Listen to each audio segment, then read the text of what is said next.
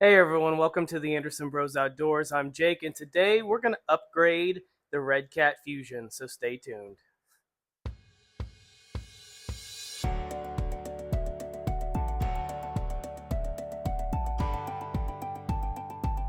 Hey everyone, welcome back. As I said, my name is Jake, and today we have the Redcat Fusion on the bench. We've made a couple of modifications, and we're going to tell you about it. But before we jump into it, we have a lot of wasps flying around here, so I may be doing some dances and trying to escape the mud daubers. Hopefully none of them sting me. Before we jump into the updates, I do have a new bed for the Redcat Fusion. So it is essentially the same bed, it's just a lot lower profile. I know a lot of people were wanting that. That is up on the website. You can download it and print yours out today. Outside of that, we have made major modifications to the Redcat, so let's jump into that. First of all, we have the original bed that I designed and printed out on here. I think it looks fantastic. It's functional. They don't last forever. Also, they are printed out of PLA Plus from me, so don't leave them in the heat because they will warp and bend and do all kinds of funky things. Can anybody guess what we've done to the Redcat?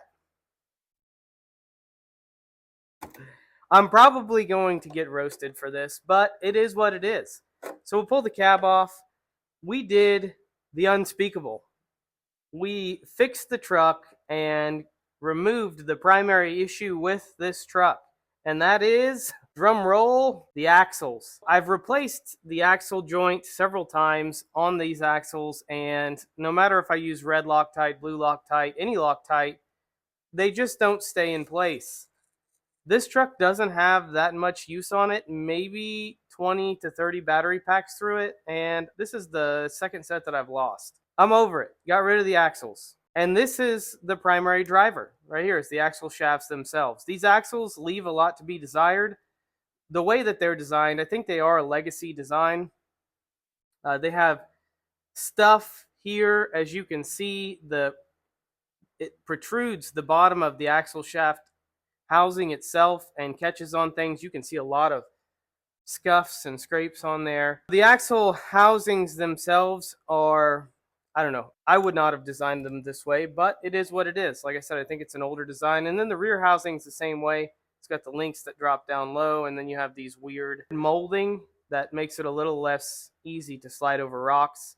And in the front, you can see that the diff here is aluminum, and we have scratched it up. There is a lip on it. If you're going to keep these axles, I would highly recommend using a Dremel and smoothing that lip down so things slide over it easier. So, what axles did we go with? We actually went with a set of $55 axles from AliExpress. These are straight axles, so we got rid of the portals, and we put them on there. It's still a chassis mounted servo setup, and they almost went directly into place. There were a few modifications I had to do to the front, but the rear went right in with no issues. As you can see, it's perfectly fine.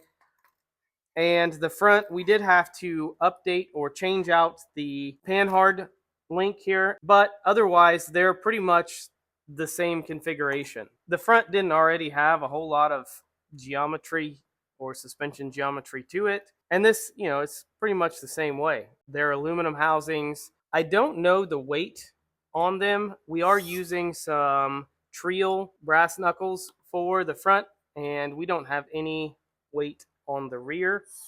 A little bit about these axles, they're not perfect either. As you can see, the front does have some edges on there, and I will be taking a Dremel and smoothing that down. I just haven't done that yet. And then the rear had these pieces, or really straight edges on them, where screws go in for a top mount servo, and I just Dremeled those down both on the front and the rear to eliminate them catching on things. The biggest question is, how does it perform? It actually performs a lot better on straight or solid rock. So when you're doing real steep technical inclines, the straight axle will perform better overall, or in general, over the portal. In terms of going over obstacles, belly clearance, that sort of thing, we are at a disadvantage with the straight axles. One thing you could do is just change out the front and make it a straight axle. You could figure out how to do a mullet build, so you could update the transfer case and or motor and transfer case and put a portal in the rear, or keep the stock portal in the rear. I did not choose to do that. However, it can be done. There are a couple of other things that you will have to keep in mind. The transmission is geared for portals, so when you put straight axles on it, it is going to be a lot faster. Now, with the Fusion SE, you still have that low crawlability, but it is a lot higher geared now, meaning that your top speed almost probably doubles with the straight axles on it. You'll probably want to put a smaller pinion and a larger spur gear on it just to kind of slow it down some, but overall the Fusion SE works just fine. You could also get a lower kV motor and put a 1100 kV motor in it and it would work just the same. No issues at all. Truck does perform a lot better in my mind. It does have some belly clearance issues, so when you're trying to do climbs that were a little easier before, going over obstacles, your skid or really your center section will get hung up a little easier, but it's the price you pay for having axles that don't break every 10 minutes. Again, I'm sure a lot of you are going to be upset because, oh, you just defeated the purpose of buying a Fusion. Well, all I have in this truck is the $400 that I paid for it and an additional $55 for these axles. So I'm at $455 with the stock wheels and tires, and these don't have any weights in them. I just threw these on there for something to have. It's a sub $500 truck. You could say it's a $500 truck, maybe $550 truck with wheels and tires. Reliability is way better. Performance, it's hit and miss. Again, it's going to depend on your style of driving, the terrain in your area, things of that nature. I'm very happy with this. I will have some footage of it running so you can see what it looks like. I did notice that you can purchase the bed and print it and put it on there, and you don't necessarily need body mounts or pins. It will sit very snugly between the bed and the existing body placement, so you can't actually hold it up with it because it will fall out. But I haven't had the cab fall all the way off with it like this. I do need to put the other sliders on there and put the actual posts in it, but I just haven't. I'll also probably switch over to this bed just to see what it looks like. I haven't actually put it on there yet. I just designed and printed it, and I think it came out pretty good. There you have it, folks. We have ruined the Redcat name, more specifically ruined the Fusion, and made it better all in one shot. There are some things that you can do with these stock portal axles to keep them from doing this. The problem with that, and this other axle shaft is actually on its way out too, so you can see that it is missing the pin there as well. You can put shrink wrap over them and that will help keep the pins in there. The problem with shrink wrap is it will add additional height to the axle, and so you're going to do a lot more binding, and it's probably going to dissipate very quickly because of that when you're turning. I've done it for other trucks, just not this one.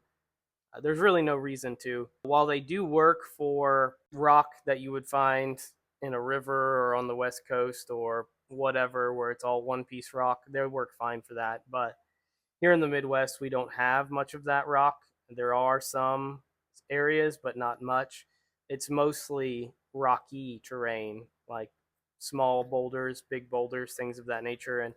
And again, as you can see, I have beat this axle up on that, and ultimately the axle would stay in there if the axle shafts weren't a problem. But I think that the fact that Redcat is giving a $10 credit for everyone to purchase Loctite, and also the fact that these axle U-joints are out of stock all the time, kind of indicates that there is a problem and it should have been addressed with the Fusion, but it wasn't. They're just trying to make money on this cash cow, and they are. I see a lot of people defending Redcat for their actions. I see a lot of people that hate Redcat. And, you know, ultimately I can't be mad at Redcat for making money because that's what all businesses are out to do. One of the big benefits that they did was give the $10 credit for Loctite for both the axle shafts, front axle shafts, and the diffs. I guess the diffs were coming unscrewed because they didn't Loctite those from the factory. You know, there's a lot of people that are happy with the Redcat out there, and I'm happy for you. This hobby is all about having fun and enjoying yourself. Unfortunately, I was not having fun or enjoying myself with the stock axles, so I put these on there. And now it's a drivable truck.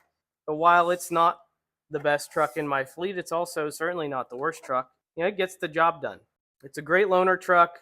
Now, specifically because the axles aren't going to break, the only other thing that I need to do to this truck is upgrade the links because I've already broken a rod end. The thin, small, threaded area for the rod end is not conducive for anything. As a matter of fact, I broke one on the regular Redcat Ascent, and I've seen many people break them on the Fusion. If you like the video, feel free to give us a like. Huge shout out to all of the TABO Club members. We really appreciate your support. We will be doing a giveaway very soon, and we're also thinking about starting a raffle for the new Ripper. If we can get enough people interested in joining the raffle for a Ripper, we're going to do it, and potentially we'll do a couple different raffles for a Ripper. Not everyone has the funds or the means to purchase a Ripper because they're going to be likely between $2,000 and $4,000. Maybe we can help at least one or two people in the community get one. Thanks again, and we hope you have a great day.